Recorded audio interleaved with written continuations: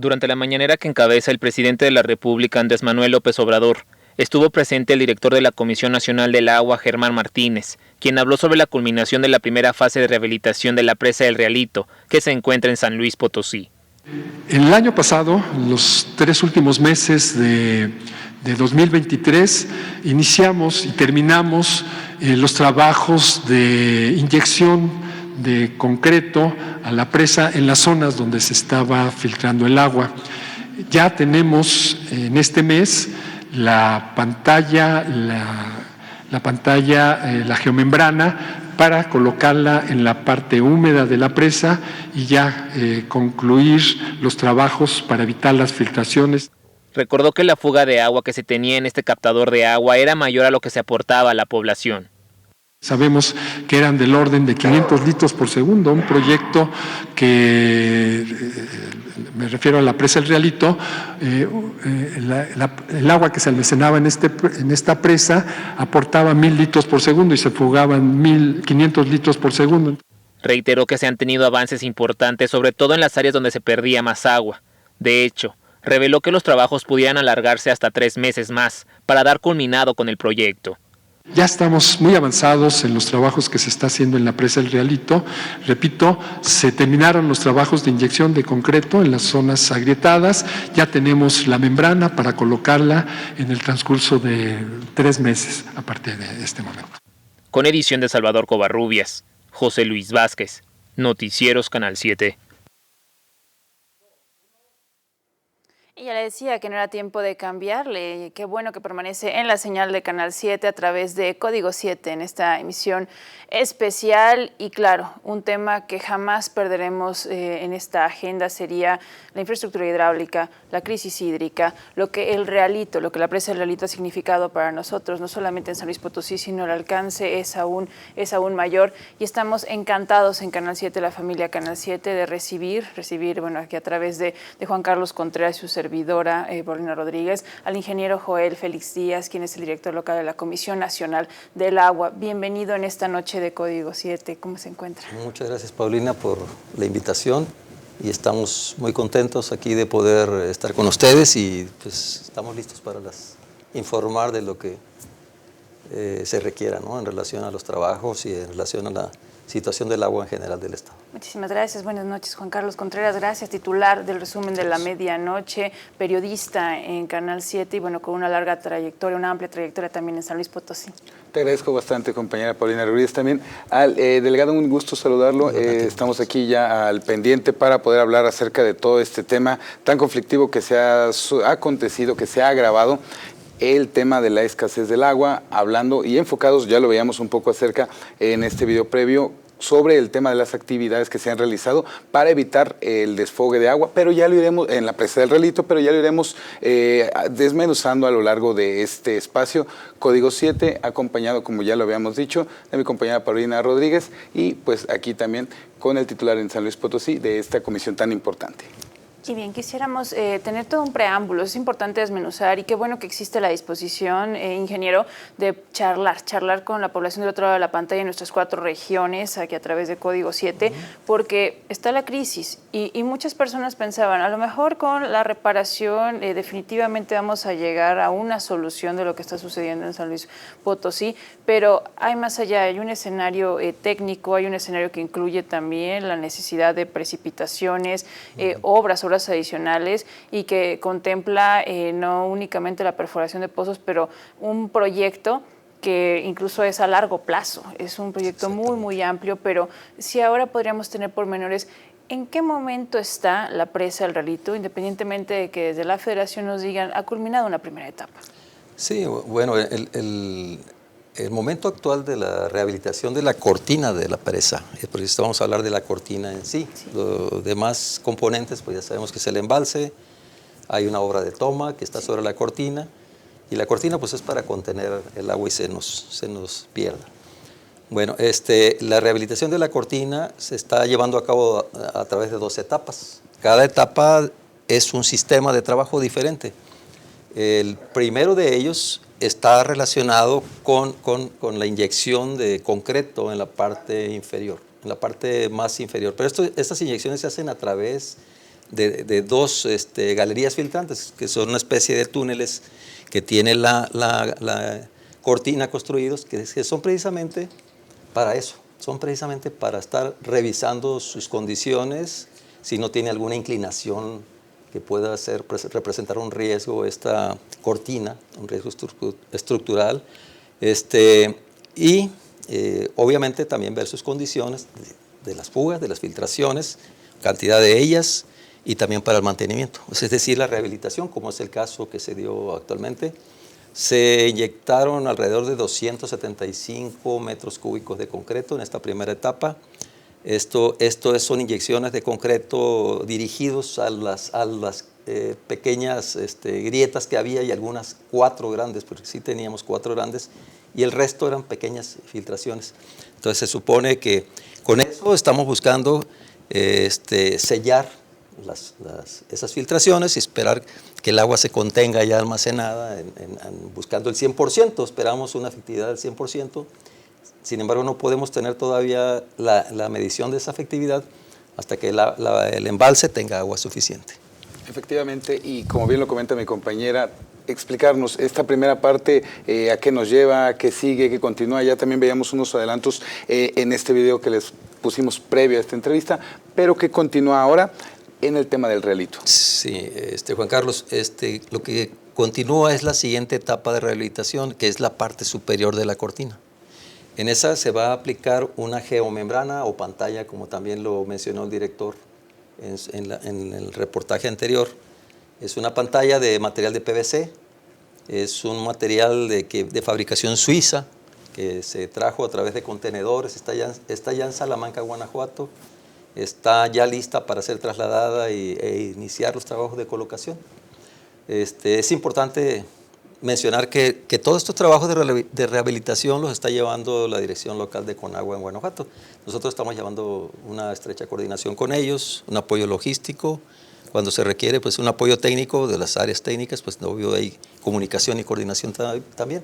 Entonces falta la colocación de esa geomembrana. Se va a iniciar ahora los primeros días de este mes de febrero, esperamos que no pase de más de las 2 semanas y esperamos que se concluyan para máximo el mes de mayo. Efectivamente, ¿qué tan complicado ha sido estos trabajos? Ya se habla de una primera etapa culminada, pero sabemos que tomó su tiempo, es una estructura complicada. ¿Cómo ha sido este desarrollo de la rehabilitación? Sí, digamos que es muy especializado. O sea, es un trabajo que no es muy común que se da, sino que eso es a través de técnicos muy calificados, los que hacen la rehabilitación, los que hacen la supervisión, los que marcan todas las directrices para dar las instrucciones de cómo hacer los trabajos y supervisarlos. Precisamente hace apenas 3 semanas, 2 semanas y media, estuvimos ahí revisando que el trabajo, la culminación, pues cómo fue llevada a cabo, si había algunas fallas, ya detectamos que estaba bien. Ese trabajo lo hicimos precisamente en conjunto con técnicos preseros, que son de la gente experta de Conagua, especializada en presas. Esa gente vino de México, la gente de Guanajuato, los técnicos de Guanajuato con su director, y nosotros por el lado de San Luis Potosí, y estuvimos recorriendo y haciendo supervisión de cómo quedaron los trabajos para hacer observaciones. Sin embargo, observamos que ya está terminado, estamos listos ya para recibir agua si fuera poca. Sin embargo, todavía falta la parte alta donde se va a colocar la cortina, con lo cual pudiéramos estar preparados para el 100% del embalse que esté cubierto completamente o llena la presa. Y algo importante que nos dice es, bueno, vamos a ver qué pasa con las precipitaciones, porque justo, ingeniero, teníamos una conversación aproximadamente en noviembre, diciembre, y teníamos esta actitud de qué se vislumbra para 2024. Hoy estamos en 2024, y algo que, pues si bien no que alarmara, pero que sí nos deja en una reflexión muy grande, era que se insistía en que termina, lejos de lo que quisiéramos, en la temporada de lluvia, entonces se vuelve más complejo el panorama para nuestros vasos de captación o los, digamos, estos puntos en los que se puede almacenar el líquido. Y entonces, ¿cuál sería la expectativa ya que es algo totalmente ajeno a las instituciones, aunque existen algunas estrategias en órdenes de gobierno para tratar, por ejemplo, de estimular las nubes, es punto y aparte de contar con la infraestructura adecuada. Entonces, viene un panorama mucho más difícil que el anunciado incluso durante 2023. El panorama, diríamos que los pronósticos de lluvias de aquí a marzo están en negativo. Estamos iniciando apenas la temporada de estiaje. La temporada de estiaje es la temporada de secas, que tradicionalmente se da, o sea, de manera natural. Hay época de lluvias, hay época de secas. Esta es la temporada de secas. Pero si ya teníamos vacías nuestros embalses, todas las presas que están aquí, la San José, el Potosino, el Peaje, ahora sumada al Realito, que lo que hubo en el Realito es que las filtraciones aceleraron su vaciado, esa es la realidad. Claro. Tenemos en negativo los pronósticos de lluvias. Tenemos en enero, que ya terminó, teníamos un pronóstico de 10% menos.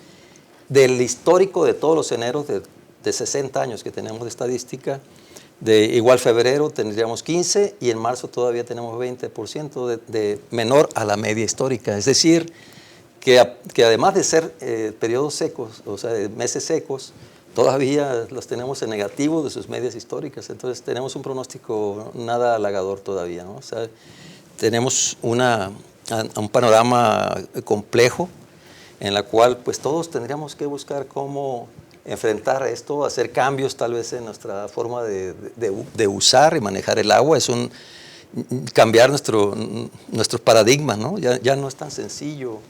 Está sucediendo, hay gente que no cree en el cambio climático. Es increíble que incluso personas con cierto intelecto, se supone, y con cierta preparación, y no lo creen, y estamos sufriendo los efectos de ello. Tenemos 5 años de sequía prolongada en el estado.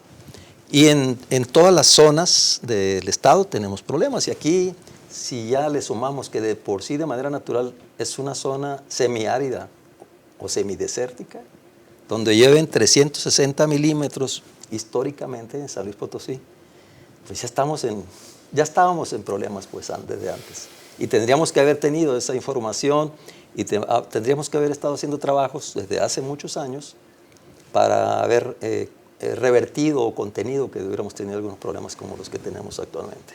Y es que la realidad nos ha alcanzado, este es el tema, y con lo que nos ha pronunciado vamos a un primer corte de Código 7. Ingeniero Joel Félix Díaz, director local de la Comisión Nacional del Agua. Habrá más en Código 7 después de la pausa. Ingrese a nuestra plataforma www.canal7slp.tv. Interactúe por medio de redes sociales. Nos encuentra en Facebook, en TikTok, en Instagram, en X. Es posible que descargue la app N7 durante esta noche de jueves. Manténgase en la señal porque créame, este asunto es prioritario y hay tanto que seguir aprendiendo y reflexionar en familia, con amistades o en solitario, pero volvemos en un instante.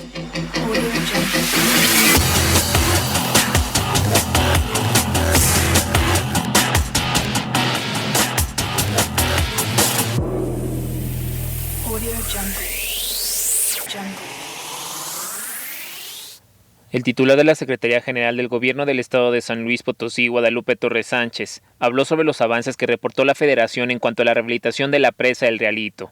De hecho, se espera que los trabajos como tal culminen para antes de que comience la temporada de precipitaciones. La información que tenemos es que van muy avanzados en el tema y bueno, pues el gobernador lo que ha estado tocando en México es que quede listo cuanto antes para que este año estemos listos, valga la redundancia, para el periodo de lluvias, ¿no? Comentó que la intención es que las presas en San Luis Potosí cuenten con las condiciones necesarias para la captación de agua en ese periodo.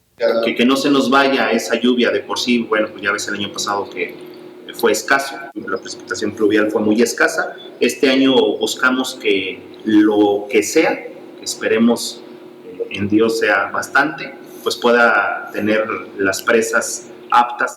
Recordó que además de la cortina con fisuras, se detectaron otras problemáticas en el Realito que ya fueron subsanadas, lo mismo en los demás captadores pluviales. El haberse identificado este tipo de fallas que ustedes mismos, inclusive varios medios creo que acompañaron al señor gobernador y algunos otros funcionarios, a hacer esa revisión. Nos dimos cuenta de las fisuras que tú mencionas, de algunos otros aspectos técnicos que habrían que adecuarse o repararse. Con edición de Salvador Covarrubias, José Luis Vázquez, Noticieros Canal 7. Hemos regresado a Código 7, gracias porque permanece en la señal. Y bien, tenemos más comentarios del Ejecutivo local, pero por lo que se ha efectuado a través de la Comisión Nacional del Agua y el reporte en el Realito. Sabemos que el tema del agua, lamentablemente hasta hoy, de manera generalizada, no se ha considerado como un asunto de seguridad nacional, pero vaya que es algo trascendente, es algo primordial. Ha disminuido incluso el presupuesto, pero se han implementado una serie de estrategias y la coordinación se mantiene. Juan Carlos Contreras, continuamos con nuestro director local de la Comisión Nacional del Agua. Efectivamente, previo a este corte que tuvimos, hablábamos de las estadísticas, las cifras que se tenían de manera negativa en el histórico, en las presas que se tienen en la captación. Usted nos habló un poco de la captación, la disminución de lluvias.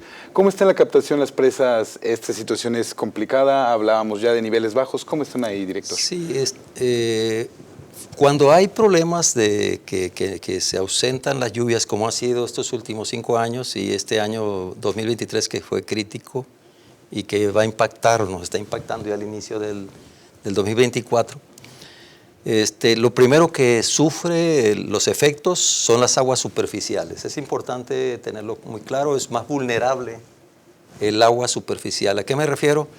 Que se empieza a notar primero en los ríos, en las corrientes de los ríos, se bajan los niveles y desde luego impactan los embalses de las presas. Ese es el agua superficial. Aquí en la capital de San Luis Potosí tenemos el 30% aproximadamente de la población que es abastecida por agua superficial y es la que está totalmente vulnerable. En las condiciones de nuestros embalses actualmente son críticos, son prácticamente nulos, diríamos, nulos como para aportar agua. En estos momentos es de cero. Hay embalses muy pequeñitos, hay agua embalsada más bien, muy pequeño, muy reducida, pero no nos da ni siquiera margen para medir la cantidad de agua que tenemos. No hay condiciones, precisamente porque es un agua totalmente encharcada ahí. Y pues estamos en los meses críticos, de aparte que no va a haber precipitaciones. ¿Y qué se puede hacer, ingeniero, cuando se nos ha advertido que a nivel nacional el 76% del líquido pues suele destinarse o se consume en la parte de la agricultura, ¿no? Que eso es también todo un tema, que un 15% se habla de que se va para el uso público, un 5% para la industria, así como ya se habla de un 4% en tema de generación de energía. Pero cuando ponemos esto sobre la mesa, pues alguna vez sí lo charlábamos.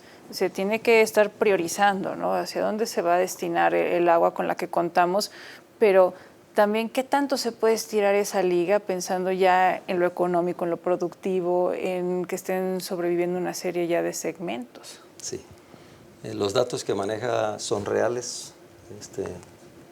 Esos son los datos a nivel nacional. Los datos a nivel San Luis Potosí, vamos a hablar del estado. También tenemos alrededor del 71% se va en la agricultura. Son más o menos los mismos, muy similares. Es el mayor usuario del agua. Del uso mayor del agua es la agricultura. Sin embargo, lo más difícil es que ahí tenemos el 50% de pérdidas. Entonces, en lo que hay que trabajar mucho en la agricultura, precisamente en eficientar los riegos, hacer un uso con más tecnificación, con mejores prácticas. Estamos muy rezagados. En zonas, por ejemplo, de la Huasteca, hay zonas que riegan por derivación. Y la derivación hace un daño enorme porque es prácticamente desviar el río o parte de él a las zonas de los cultivos. Y eso afecta mucho el agua que se debe estar escurriendo.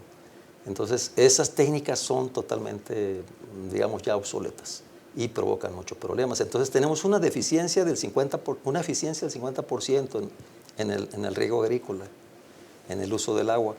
Y lo peor de todo también es que también las ciudades, en los centros de población, que habló usted del 15%, aquí en la capital del estado, en la capital es el 19%.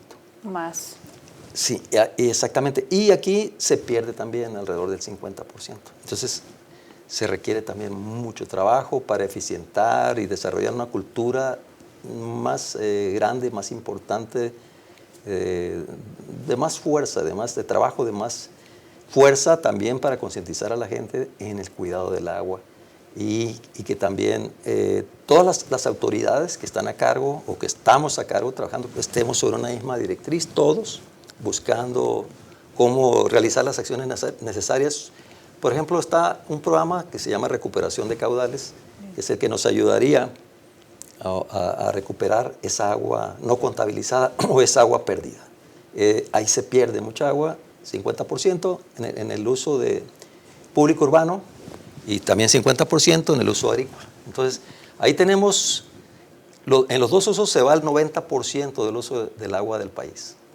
Entonces, los demás usos, por ejemplo, si hablamos de San Luis, anda alrededor del 10% aquí, en la zona industrial.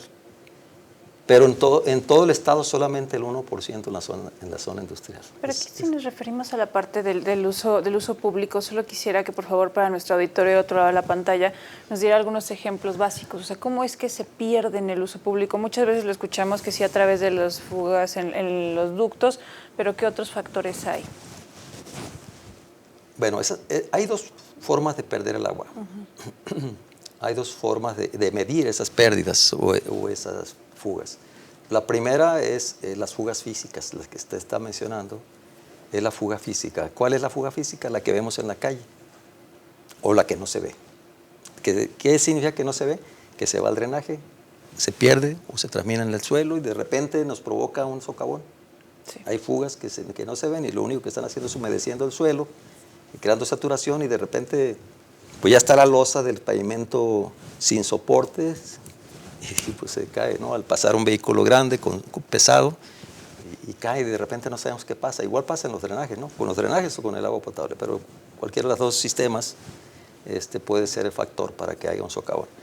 Esas son las fugas físicas, pero también están otro tema que son las fugas comerciales. ¿Cuáles son las fugas comerciales?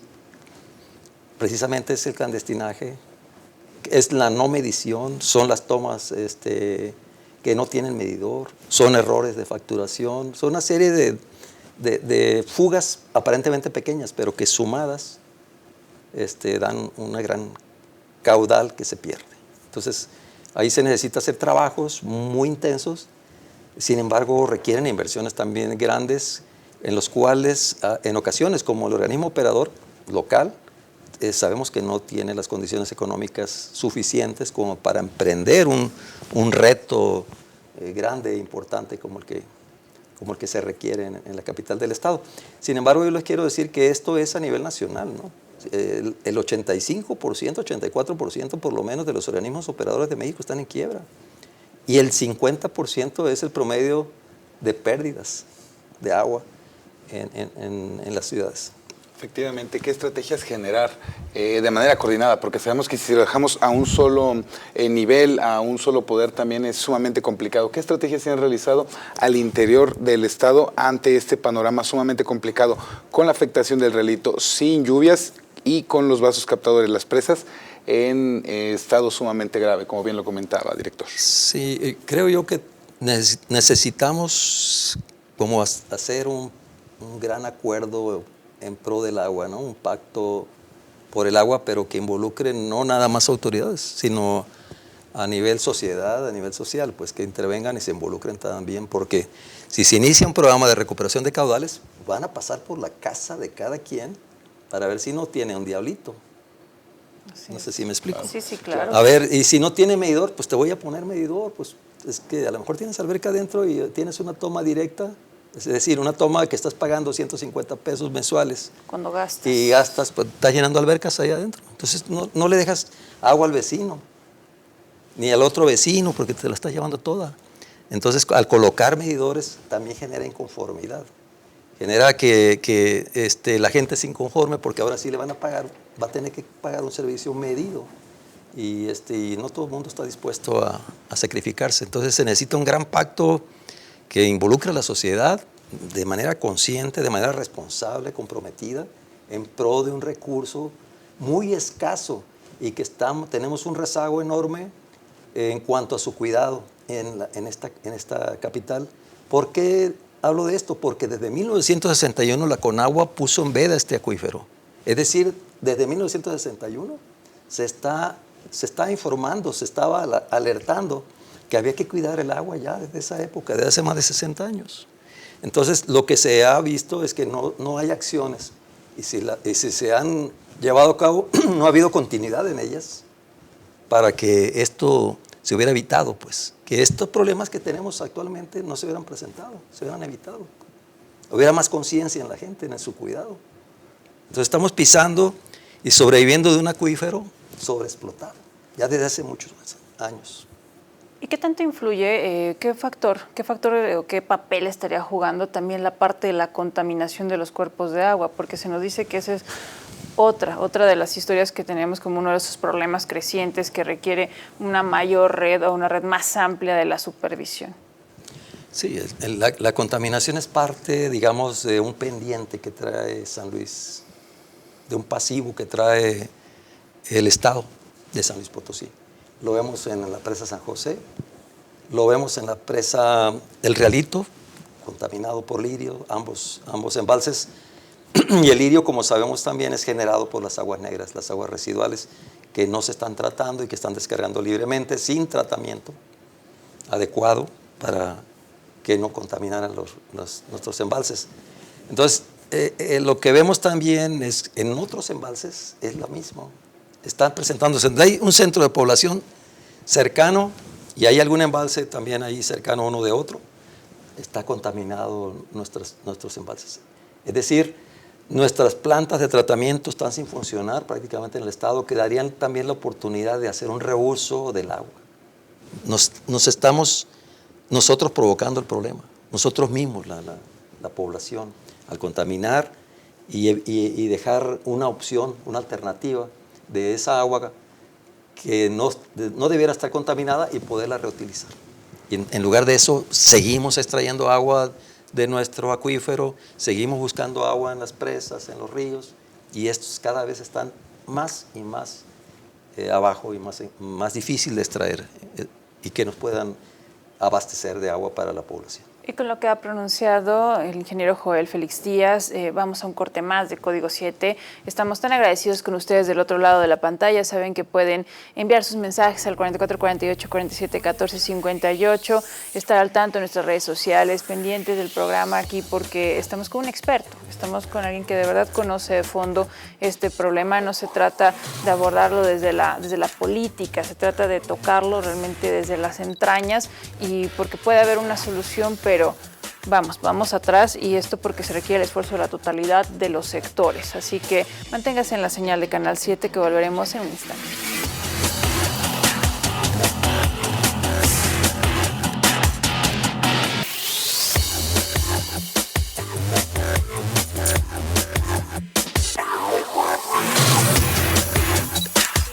Consejo Hídrico Estatal un informe de trabajo desde su conformación, al tiempo de presentar estrategias de manejo sostenible ante funcionariado. El presidente del organismo, Jonathan Abraham Quintero García, declaró al respecto. Nos centramos bastante en las condiciones hídricas de la zona metropolitana de San Luis Potosí, porque nos parece, ahora sí, de urgencia, ¿no? Creo que anteriormente habíamos tenido alguna plática donde habíamos comentado que por ahora no era una cuestión tanto de crisis hídrica, ¿no? Sino una cuestión de problemas externos a ella. Pero hoy en día sí ya es una crisis hídrica en su totalidad.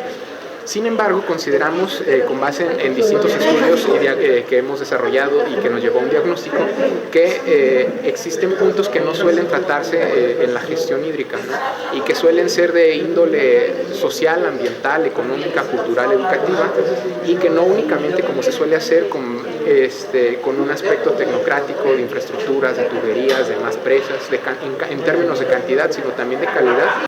El vocal del Consejo, Edgar Hilario Piña Hernández, advirtió reportes de posible extracción irregular del agua, sin tener conocimiento de quién lo hace. Se están utilizando pozos que normalmente son de huertas para vender el agua en distintos sectores de la ciudad, y eso es un uso que no está regulado. Se está Lo peligroso de eso es que no hay control sobre la calidad del agua, se está acelerando el abatimiento del acuífero local y en algunos casos nos han comentado también que se está vendiendo esa agua a la industria. Por su parte, también como vocal en el Consejo, Gabriela Aguirre García se refirió a las consecuencias que no se toman en cuenta en la entidad al emprenderse acciones con un enfoque económico, sin vislumbrar todo el panorama.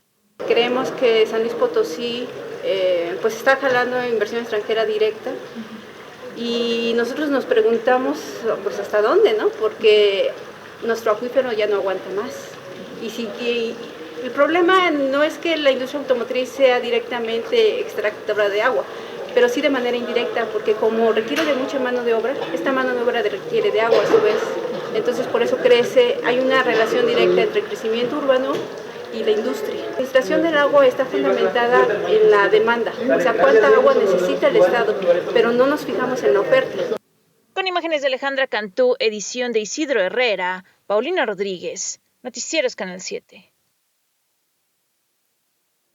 Estamos de vuelta en Código 7. Muchísimas gracias porque nos da la oportunidad de llegar hasta su hogar, también para aquellos que están trabajando, bueno, al pie del cañón, con temas muy importantes, temas esenciales que tocan a todos los seres vivos, algo indispensable, comentar sobre la crisis hídrica, comentar acerca del realito, de lo que está sucediendo y sobre todo para estar delineando estrategias en el corto plazo. Juan Carlos Contreras. Efectivamente, y continuamos en esta entrevista con el director de la Conagua en el estado de San Luis Potosí, Joel Félix Díaz. ¿Nos podría comentar al respecto? Ya se había tocado durante los bloques anteriores el tema del uso de agua al exterior, al aire libre. Hablar del agua de extracción de pozos, esta situación a dónde podemos llegar. Sabemos que de la cuenca se ha estado, como usted bien lo comentaba en el bloque anterior, extrayendo agua desde hace bastante tiempo, a pesar de la alerta o la advertencia que se tenía sobre este espacio. ¿Cómo está esta situación? ¿Cuánto nos alcanza? ¿Cómo está la extracción de agua? Sí, bueno, tenemos un problema aquí, como habíamos mencionado, de que es una zona semidesértica, donde el 70% de la población es alimentada o abastecida por el acuífero que tenemos aquí en nuestros pies, el acuífero San Luis Potosí 2411, es como Conagua lo identifica. Tenemos una problemática, tenemos aquí dos acuíferos, uno somero que está a 30 metros, a través de norias, digamos, más que pozos. No es muy útil, sin embargo, son aguas nacionales de todas formas, o sea, son agua que la Conagua tiene por ahí bajo su cargo y responsabilidad. Y tenemos un acuífero que estaba a 300 metros, pero cada vez está bajando más. Entonces, el agua hay que ir buscándola a donde esté, y estamos ya a 600 metros, así 650 metros encontrándola. ¿Cuál es el problema que tenemos en esto? El problema es que tenemos minerales, y minerales que no son buenos para la salud, como el caso del flúor, que es el primer mineral así que se encuentra ya en San Luis, ya aquí ya lo tenemos presente en nuestras redes, y tenemos nosotros que hay unas condiciones que se están presentando aquí en el altiplano, y que obviamente al estar muy colindantes con esos acuíferos, los riesgos son muy grandes de que si seguimos profundizando vamos a tener arsénico. Entonces es lo que sigue para nuestro acuífero. Es lo que hemos visto en los acuíferos vecinos, colindantes, y es lo que se observa en este caso para San Luis Potosí. Si es que no contenemos, si es que no habitamos, si es que no cuidamos el agua como debe ser, o el manejo de ella, pues, y que involucra a todas las autoridades, como lo comentábamos hace un momento, ¿no? Cada nivel de autoridad tiene una responsabilidad. La Comisión Nacional del Agua no es la usuaria, es importante tenerlo claro. También tiene sus facultades muy delimitadas, muy definidas. Entonces, cada nivel de gobierno tiene sus propias funciones. Entonces, mientras no estemos todos sobre la misma línea, trabajando sobre lo mismo, va a ser muy, muy difícil. Y para eso también se requiere que la sociedad sea más consciente de lo que está pasando con su agua. Porque de tiempo atrás, ingeniero, hemos escuchado también a investigadores y dicen, sí, hay procesos que permitirían vamos a decir, tratar esta agua con los problemas que ya nos ha mencionado, con flúor, que es ir, digamos, lidiando con el problema, me topo con este problema, lo resuelvo, pero ¿será el factor económico lo que permita o lo que impida un avance efectivo ahí? Es uno de los factores, desde luego, ¿no? Hay algunas opciones de resolver la problemática del agua, sin embargo, yo creo en lo personal que la solución definitiva no está aquí en San Luis. O sea, aquí en la zona metropolitana no está, tendríamos que buscar el agua fuera de aquí. No hay condiciones aquí, tenemos un acuífero sobreexplotado, tenemos presas muy pequeñas, pero muy pequeñas, y además pues muy sensibles, muy vulnerables, y estamos viendo cómo se secaron rápidamente al no haber precipitaciones suficientes. Entonces, creo yo que el futuro del agua de San Luis no se va a quedar sin agua. Algún día tendrá que enfrentarse el problema, la problemática sí crudamente, y se tendrán que implementar las soluciones que son muy costosas, inversiones muy grandes, ¿no?, que se requieren, pero aquí no tendríamos que ir por el agua fuera del estado. Entonces, ¿se refiere que necesitaría San Luis Potosí aplicar una especie de proyecto como el Monterrey 6, lo que se ha intentado justo en nuestro territorio? Es posible. Monterrey se quiere llevar el agua de la zona de Huasteca. Y nosotros lo requeriríamos a la par de otro lado. De aquí se requiere. Por ahí está la idea. Es una de las opciones, y hay otras opciones también que hemos estado analizando. Y solo, perdón Juan Carlos, ahorita continuamos nada más como duda, ¿qué puntos en nuestro país podrían ser una opción? Con esta situación que tenemos ya, ahí cada vez es más amplio el daño, digamos, o la afectación también por la sequía. Tal vez aquí mismo en el estado de San Luis. Sí, aquí esa es una opción, pero la otra opción es desalar el agua o quitarle la salinidad. El detalle está en que el costo actual de quitarle la sal al agua y poderla hacer apta para consumo humano, ahorita anda al precio de $1 el metro cúbico en sitio. Y todavía eso habría que agregarle los costos de ponerla en una ciudad como San Luis. Entonces, el tema se encarece. Y la sociedad no está preparada para hacer un pago, es lo que hablamos de la cultura del valor del agua, que es intangible. El valor del agua no existe. No lo vemos y no lo apreciamos, no valoramos el agua hasta que no la tenemos. O sea, sabemos que tenemos que pagar y nos quejamos mucho porque nos cobran, no sé, 150, 200 pesos, 300, en un mes, no sé cómo si sea 3 meses, digo a 2 meses. Pero bueno, mientras nos toca en el bolsillo siempre nos va a doler. Pero cuando nos falta el agua andamos buscando una pipa que nos cuesta 200 pesos el metro cúbico. Un metro cúbico. Cuando no pagamos 7, 8 pesos por un metro cúbico al sistema de agua u organismo operador local, que es en Interapas. Nos duele, nos molesta, nos enojamos, y eso es precisamente no tener conciencia de lo que vale, del valor real del agua. Precisamente, director, hablar un poco acerca, ya hablábamos acerca de estos escenarios donde se requiere una gran infraestructura, donde se requiere bastante recurso o se requeriría, pero al momento, y como lo podíamos ver en la nota de nuestro compañero José Luis Vázquez, también hace falta una conciencia para evitar robar el agua, para evitar extraer, para evitar hacer este tipo de situaciones donde, como usted comentaba, yo pago una cantidad por un recibo, pero en realidad estoy utilizando más. ¿Cuál es el llamado para toda aquella población que todavía hace uso no racionado de este vital líquido, director? No, pues que si no aprendemos de lo que está sucediendo en este momento, ya no, de plano creo que no vamos a tener remedio. Pero esto debe ser una lección enorme para todo aquel que está padeciendo la falta de agua en este momento y que tiene que correr atrás la pipa, que está sufriendo para bañarse por las mañanas, que tiene que andar acarreándola en cubetas. Es el estado más primitivo de andar moviendo el agua o llevándola, trasladándola para nuestro uso, porque es como en las poblaciones rurales, ¿no?, que hay que traer una cubetita de agua de un pozo. Bueno, una ciudad moderna como la que tenemos aquí, en la que estamos, la capital del estado, pues no corresponde, ¿no? Hay mucho trabajo que hacer, pero para eso necesitamos también que la sociedad tenga un poco de sensibilidad también, de que sea consciente de que el agua, tenemos derecho a ella, pero el servicio que me cobran es el costo de la electrificación, de la desinfección de ella y del personal que trabaja en ese sistema de agua para hacerla llegar a la regadera, al lavamanos, al fregadero para lavar la loza, la lavadora, la ropa, el baño, o sea, el WC.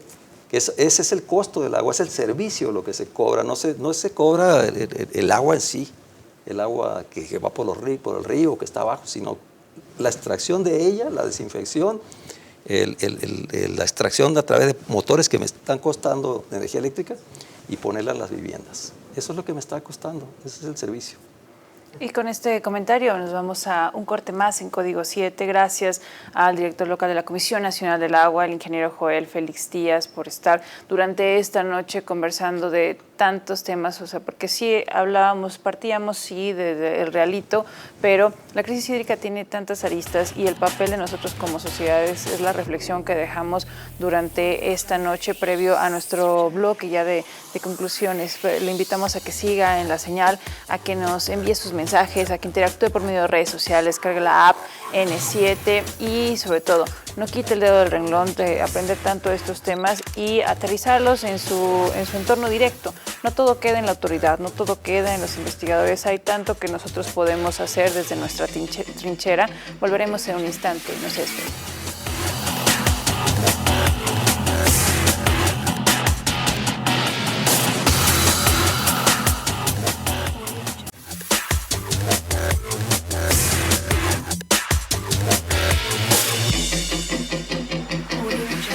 El suministro de agua potable en la zona metropolitana de San Luis Potosí no puede sostenerse mediante el vital líquido que se encuentra en nivel subterráneo, debido a las repercusiones que genera. Esto lo señaló el profesor investigador del área de Ciencias de la Tierra de la Facultad de Ingeniería de la Universidad Autónoma de San Luis Potosí, Antonio Cardona Benavides. La extracción de agua subterránea se ha realizado sin tomar en cuenta las respuestas del sistema. Las respuestas del sistema, incluyen el incremento en la profundidad de los niveles de agua, lo que se conoce técnicamente como el abatimiento de los pozos. Como consecuencia, se pudieran dar fracturas en las placas tectónicas. La respuesta de esa compactación de los materiales del subsuelo ha generado diversas fallas que atraviesan la ciudad. La calidad del líquido también disminuye. Cambios en la composición química del agua subterránea. El agua cada vez más profunda, es cada vez más antigua, que tiene mayores concentraciones de algunos elementos que no necesariamente son buenos para la salud.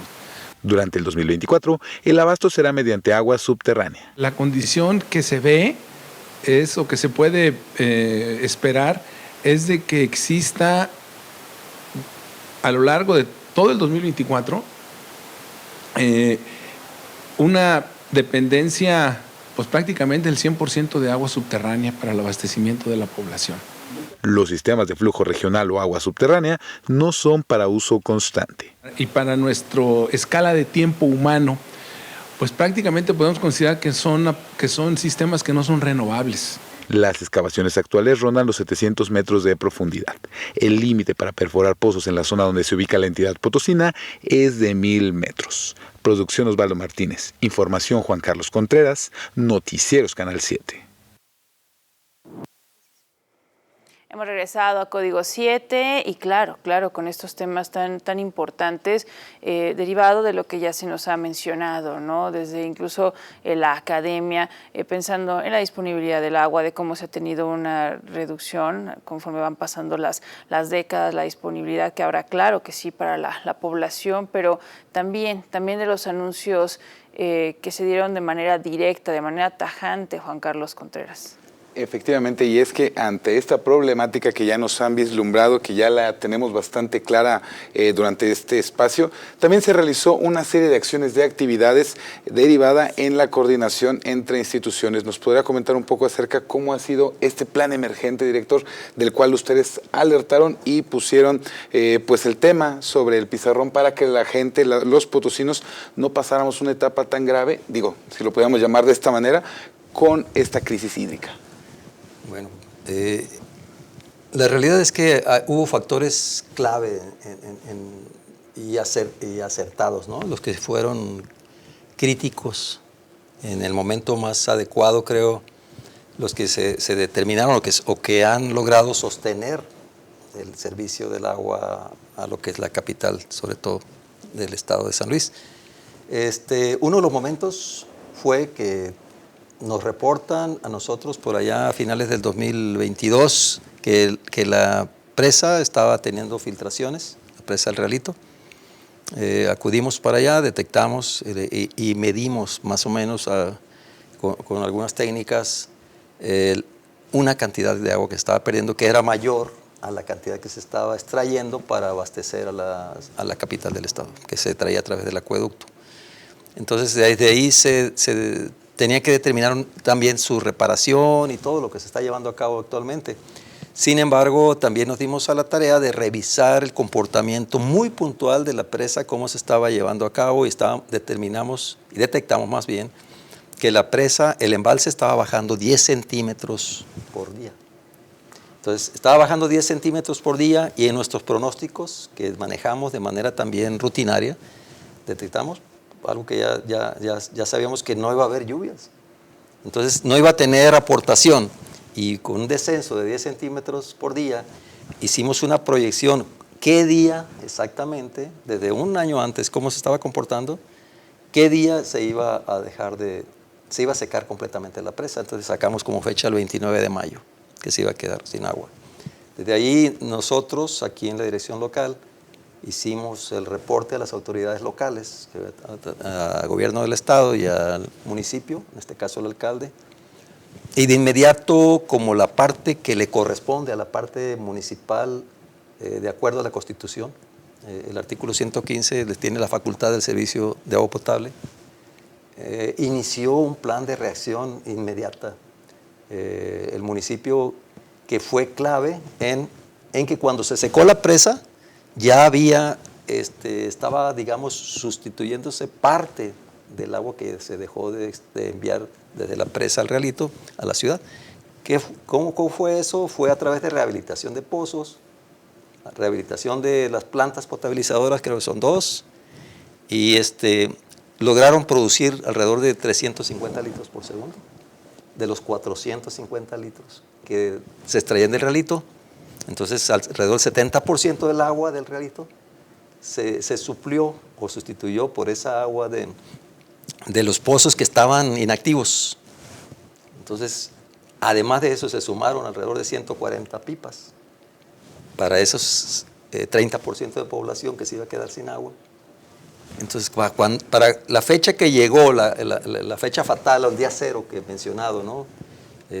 Cuando llegó, ese día pues ya estaba algo que contuvo la crisis social, y eso realmente hay que reconocerlo, hay que ser muy objetivos y sin ningún interés de ningún tipo, porque es para evitar que se malinterprete, sino técnicamente estamos hablando como técnicos. Eso fue certero de parte del municipio y autoridades del organismo operador, los cuales lograron contener la crisis que se venía, y está contenida todavía porque la crisis no ha desaparecido. Ingeniero, estamos ya a un minuto de cerrar Código 7, y a modo de conclusión, y con estas también reflexiones que tenemos desde el sector académico que nos están hablando, pues, por ejemplo, también con base en el Instituto Mexicano para la Competitividad, que nos decían, bueno, en 1960 teníamos la disponibilidad de 10,000 metros cúbicos, y ya si pasa el tiempo, en el 2000 eran aproximadamente 4,000, y ya nos hablan recientemente son 3.2 y fracción, se cree que ya tan solo en 2030 será incluso debajo de 3,000, y las afectaciones, además de perforar, ya usted comentaba en bloques previos acerca de lo que podría tenerse como una consecuencia en el arsénico, pensando en flúor, y ahora se nos dice incluso de fallas. ¿Qué podría dar como mensaje también a la población de las estrategias que se están implementando hasta ahora? Bueno, el mensaje es el compromiso que tenemos que hacer todos, lo hemos mencionado, ¿no? La crisis ya existía, se hizo más grande, tocó fondo con lo que sucedió.